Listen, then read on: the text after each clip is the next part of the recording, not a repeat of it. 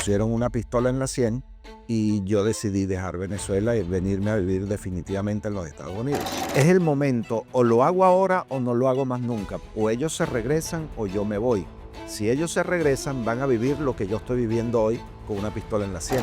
Todos los políticos venezolanos de ese momento visitaban el Arepaso 2, al punto tal que en el año 2012 se hicieron en ese sitio las elecciones primarias. Si esas leyes se reforman, que de hecho lo hacen a cada rato, tratando pues de cada vez mejorar, pero a veces en vez de mejorar lo que hacen es retroceder y no tener fe y confianza en uno mismo y creer en lo que estás haciendo. Siempre van a haber problemas, no tenerle miedo a los problemas y no echarse para atrás o no asustarse con los posibles problemas que van a salir en ese proyecto que quieres enrumbar. Bienvenidos a Sabor a Freedom, el espacio donde celebramos la libertad y las voces que se atreven a destacar en la multitud. Con ustedes, nuestro anfitrión, César Grajales. Amigos, bienvenidos a otro episodio más de Sabor a Freedom. Este es un podcast patrocinado por la Iniciativa Libre y hoy tenemos a un empresario venezolano italiano radicado aquí en Miami que seguramente ustedes reconocerán su nombre, que está ligado también a un negocio importante, el señor Lorenzo Di Stefano, cuya trayectoria ejemplifica la dedicación, la visión y el liderazgo que caracterizan a los inmigrantes que triunfan acá en los Estados Unidos. Lorenzo comparte su historia desde sus raíces en Venezuela hasta su exitosa carrera en diversos campos como seguros, finanzas, gastronomía, y nos cuenta cómo transformó el Arepaso, una institución aquí en Miami, un restaurante conocido, pero que también se convirtió en su momento en un punto de encuentro para la diáspora venezolana en el sur de la Florida.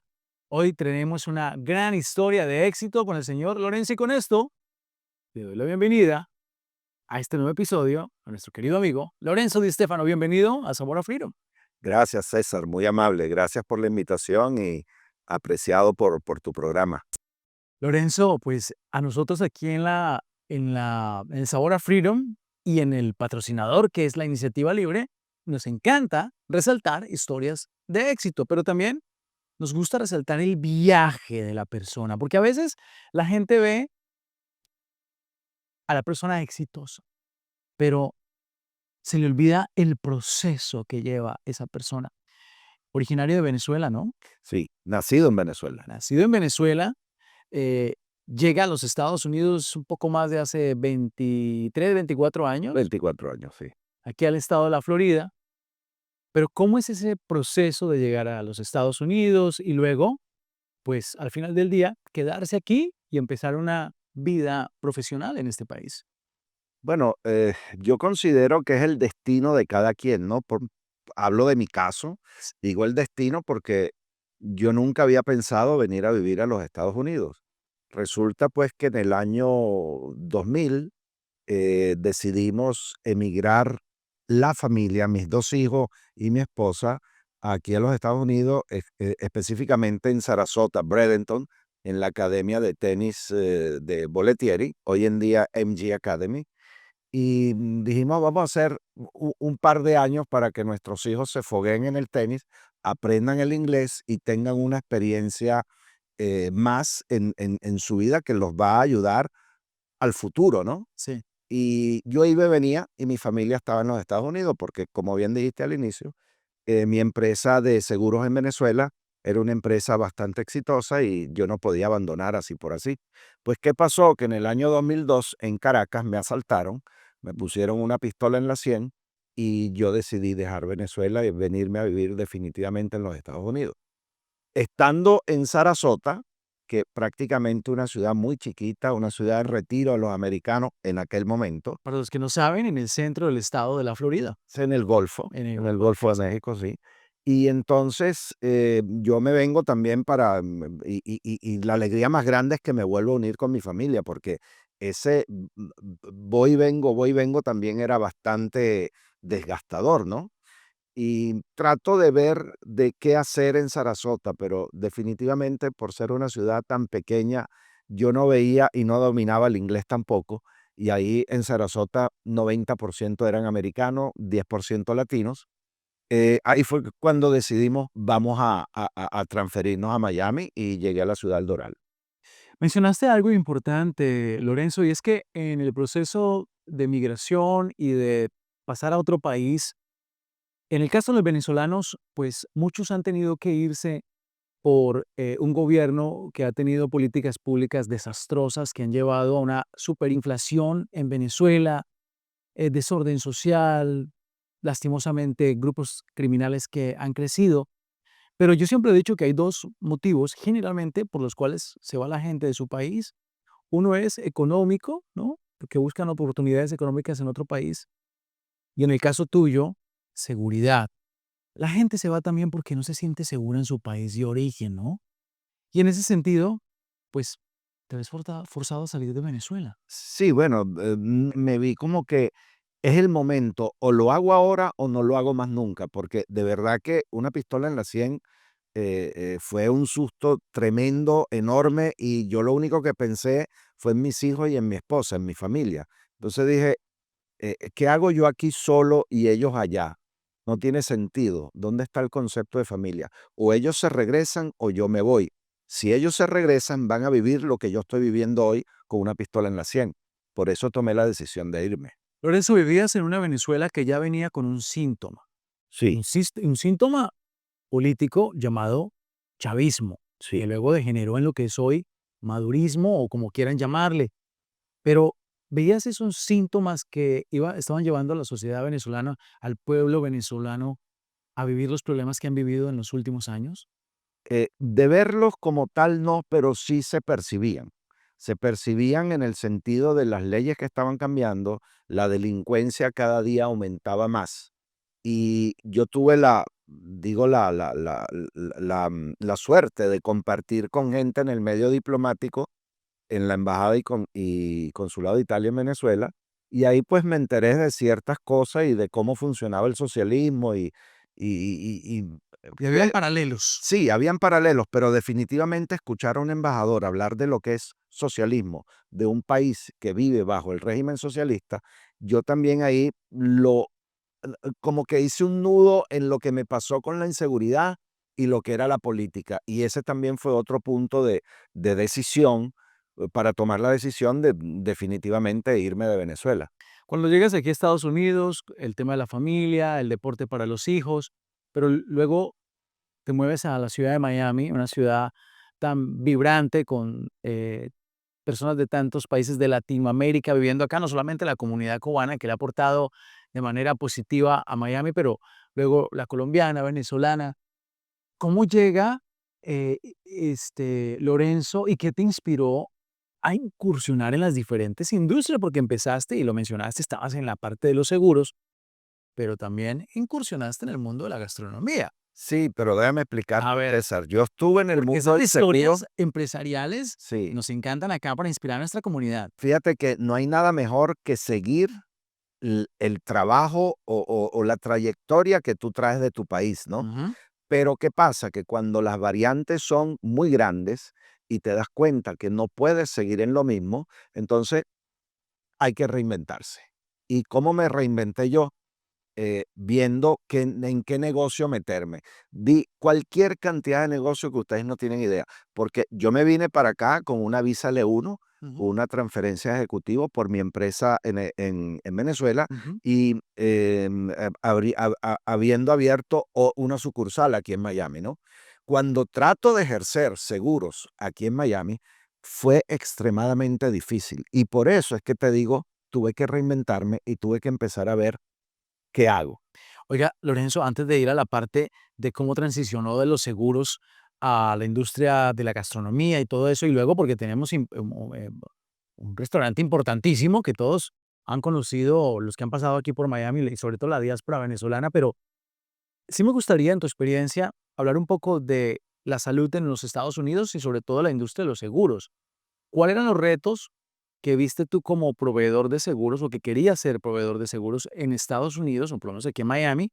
Y segundo, en tu experiencia y en tu tiempo, quizá alejado ya de los seguros, pero que tienes ese conocimiento, Estados Unidos necesita transformar el sistema de salud. Algunos hablan que tiene que ser un sistema completamente operado por el gobierno, otros un híbrido, otro completamente privado. ¿Cuál es tu perspectiva?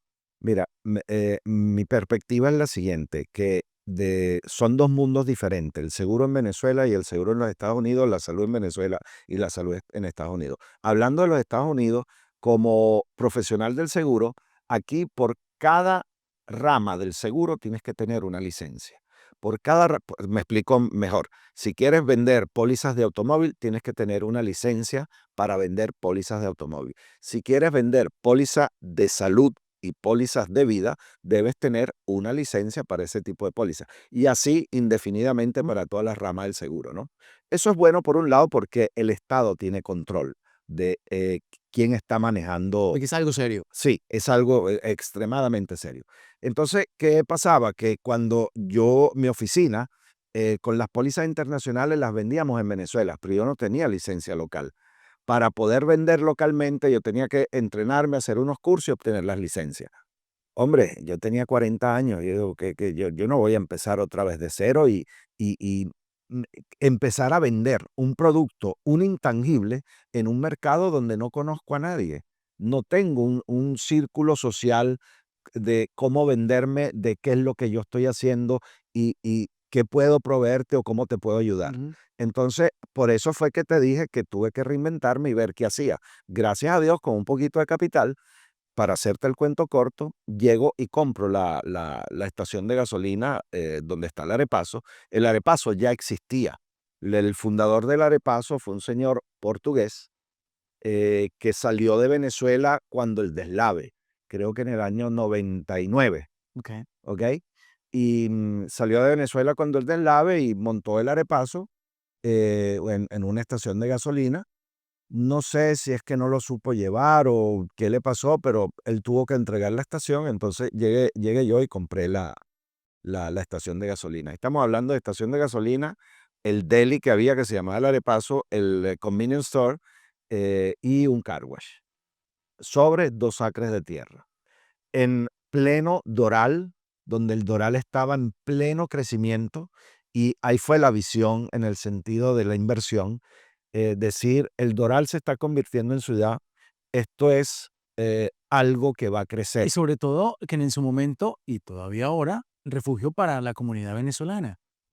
Correctamente, pero la visión que yo tuve fue que ese es el negocio que quiero hacer, porque es una ciudad nueva, es una ciudad que va a crecer y como muy bien dijiste, sobre todo los venezolanos llegaron primero a Kendall, luego a Weston, ahora están viniendo al Doral. Ujú. Entonces, ese fue el motivo por el cual me inspiró a meterme en este negocio. Confieso, yo de gastronomía, cero. Yo te iba a preguntar eso, cuando llegas ahí, y sobre todo para la gente que quiere invertir, crecer su negocio, tener, diversificarse, o incluso a lo mejor tiene unos pequeños ahorros y dice, oiga, pero ¿cómo entro a un negocio que desconozco? Porque gasolinera, deli, car wash y vendía seguros no tienen nada No relativo tiene no, relacionado.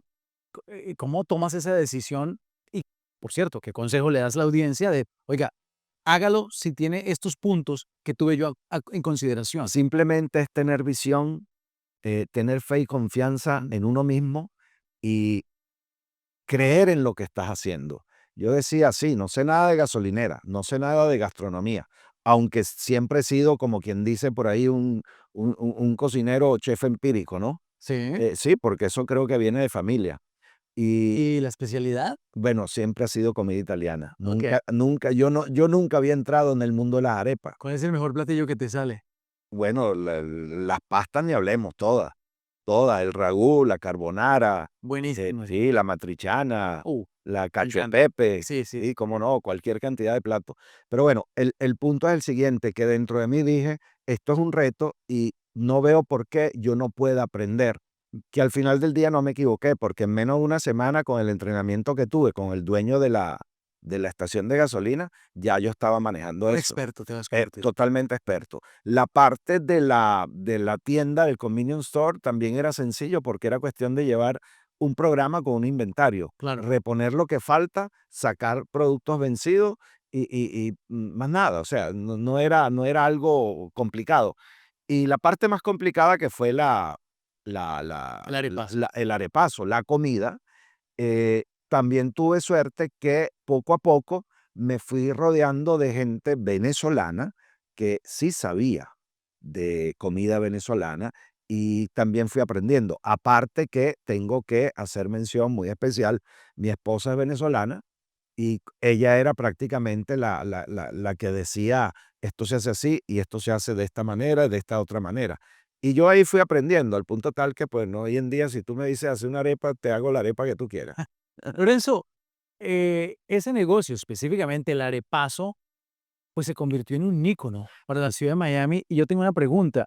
¿Se convirtió en un ícono porque la gente lo convirtió en un ícono o en ese proceso de ir desarrollándolo como negocio, parte de tu estrategia fue que se convirtiera, y haciendo un paralelo para los que conocen, en una especie de Versalles, lo que es el Versalles para los cubanos en Miami en su momento, el arepaso para los venezolanos, y todavía sigue en el inconsciente de los que vivimos aquí en Miami, de que cuando uno piensa en el venezolano y en un evento, piensa en el arepaso, pero ¿fue así, fue orgánico, fue? Yo creo que fue espontáneo. A ver. Fue espontáneo porque las cosas se fueron dando en su momento y, ¿cómo decirte? La gente también nos escogió porque creo que éramos el único sitio venezolano con cierta capacidad física para poder atender a cualquier cantidad de personas. Y entonces, bueno, poco a poco, pues eso se fue volviendo, como tú bien dices, el Versalles venezolano. Después se fundó un club de dominó, luego en diciembre poníamos grupos de gaitas, Ajá, música venezolano. típica de la época dicembrina en Venezuela, y pues cada día se fue llenando más. Desgraciadamente, en el año 2009 se produjo un incendio Okay. y hubo que cerrar el Arepaso y se abrió el Arepaso 2. Abriendo el Arepaso 2, el Arepaso, la estación de gasolina se demoró casi un año para ser reconstruida. Abriendo el Arepaso 2, yo llego a unos acuerdos de separación con mi ex socio. Él se queda con el Arepaso bomba de gasolina y yo me quedo con el Arepaso 2. El Arepaso 2 tenía unas instalaciones donde se prestaban, no era una bomba de gasolina, ya era un restaurante. Todos los políticos venezolanos de ese momento visitaban el Arepaso 2, al punto tal que en el año 2012 se hicieron en ese sitio, en el Arepaso 2, en todo lo que era el shopping center del Arepaso 2, se hicieron las elecciones primarias del año 2012, donde salió como candidato para ir en contra de Chávez o candidato de la oposición, Enrique Capriles. Increíble.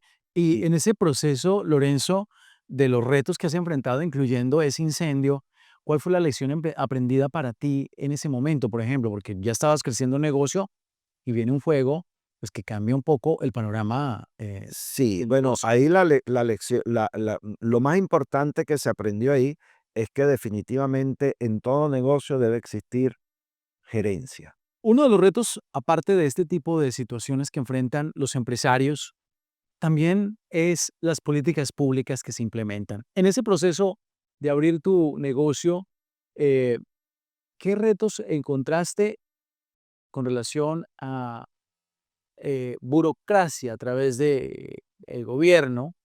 Y sobre todo, si esa burocracia a veces puede llegar a desanimar al que quiere crear un negocio y hasta donde el gobierno incluso a través de tanta burocracia termina incentivando a que la gente dependa del gobierno y menos de ellos mismos, del individuo como tal, porque dice, ¿para qué? Si esto es muy difícil. A ver, Sí, César, no te lo niego, yo tuve en más de una ocasión decepciones muy grandes porque aquí en los Estados Unidos para todo es un permiso cuando estás abriendo un negocio, ¿ok? algunos importantes y otros que parecen ridículos. Otros parecen tontos, pero no son tontos. Ok. Y te quitan el tiempo, que el tiempo aquí en este país, y creo que en todas partes del mundo, vale oro.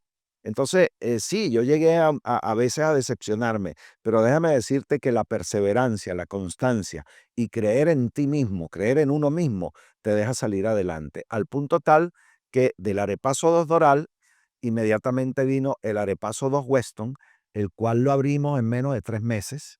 Luego vino el Arepaso 2 Brickell, que lo empezamos desde cero. Ese se hizo en la calle 8 con la Primera Avenida, Ujú. donde funcionaban las oficinas del Seguro Social. Imagínate, no había trampa de grasa, ahí no había nada para restaurante. Bueno, ese negocio para mí fue un reto porque lo abrí en 8 meses, Wow. haciendo todo, permisado, todo. Ujú. O sea, fue un reto total. Con esto que te quiero decir, que cuando tú conoces ya cómo se hacen las cosas, ya todo rueda más fácil. Pero ¿crees, Lorenzo, que en ese proceso eh, pudiera ser incluso mucho más rápido si el gobierno facilitara el proceso de los permisos y proceso burocrático? Y también te quiero preguntar, relación a eso, ¿influyen los líderes de turno políticos? Por ejemplo, acaba de pasar una elección en los Estados Unidos, Congreso, Presidencia, Senado en algunos lugares. ¿Crees que eso influye, esos líderes que hay en el momento influyen en la perspectiva económica del país, en la facilitación de que el empresario pueda crear riqueza y a la vez empleo para los demás? ¿Crees que eso sí influye, importa? Sí, sí influye y sí importa. A pesar que hay una normativa de cómo se deben hacer las cosas, esa normativa a veces puede tener sus bemoles o puntos débiles o puntos críticos que son los que llega un momento donde para casi toda la transacción. Mm. Entonces, ¿qué pasa con los funcionarios electos? No hablemos de altos funcionarios, hablemos funcionarios electos dentro del condado de Miami-Dade o dentro de las ciudades del O dentro condado. exacto, o dentro de su localidad, donde quiera que nos vea ahora. Correcto. Entonces, ¿qué pasa? Si esas leyes se reforman, que de hecho lo hacen a cada rato, tratando pues de cada vez mejorar, pero a veces en vez de mejorar, lo que hacen es retroceder y no se dan cuenta. Pero bueno, eso funciona de esa manera, ¿no? Sí, definitivamente sí influye la política ¿En en, estar motivado o no? sí, sí influye. Influye al punto tal que, bueno, yo no te digo que me he vuelto político, pero sí me he vuelto simpatizante de un partido político, no lo niego, Partido Republicano. Lorenzo, ¿qué mensaje le darías a los jóvenes emprendedores, a los que quieren, pues, construir futuro, a los que quieren hacer empresa y que se enfrentan a todo lo que hemos hablado ahorita, desde los retos, pues, inesperados, como el incendio aquel, en tu negocio, pero también te dice: "Oiga, es que en mi localidad de verdad que es bien difícil abrir el negocio porque no conozco a nadie, porque las reglas de juego son realmente difíciles". Pero, ¿qué consejo le das a esa persona, a esos jóvenes? Y no solamente los jóvenes, la gente que quiere emprender. Porque empezaste a emprender en la gastronomía a los 40 años más o menos, ¿no? Sí, a los 40 exactamente, sí. Mira, mi consejo es que si tienen un plan trazado y quieren llegar a una meta o cumplir su objetivo, tienen que creer en ellos mismos y tienen que ser perseverantes y constantes. Ujú. Y nunca, nunca darle ¿cómo explicarte? Siempre van a haber problemas. No tenerle miedo a los problemas y no echarse para atrás o no asustarse con los posibles problemas que van a salir en ese proyecto que quieres enrumbar. En definitiva, siempre hay que ver hacia adelante y este país es un gran país, es un país que si tú trabajas, te adhieres a las leyes y entiendes y sabes cómo hacer, es un país que todos podemos salir adelante y todos podemos ser libres, porque en cada negocio nadie te obliga a hacer lo que tú no quieres hacer. Tú puedes hacer en tu negocio lo que tú quieras y eso se llama libertad. Lorenzo, qué gran episodio. Gracias por compartir tu experiencia, tu historia de vida y sobre todo para inspirar a nuestra gente, a nuestra audiencia aquí en Sabor a Freedom. Y con eso despedimos al gran Lorenzo Di Stefano, empresario que ha hecho muchísimo por este condado también de Miami-Dade. Y gracias a ustedes por sintonizar como cada semana Sabor a Freedom. Este es un podcast patrocinado por la Iniciativa Libre. Y no se le olvide que aquí en nuestra página web hay una cantidad de contenido importante que lo va a inspirar, que lo va a empoderar y que lo va a ayudar a lograr el sueño americano. La próxima semana yo regresaré con otro gran invitado y un nuevo episodio. Hasta pronto. Concluimos Sabor a Freedom. Sintonice cada semana a través de las redes sociales de la Iniciativa Libre. YouTube, Libre Initiative. Facebook, The Libre Initiative. Twitter X, @LibreInitiative. Instagram, @WeAreLibre. O visítenos en lainiciativalibre.org.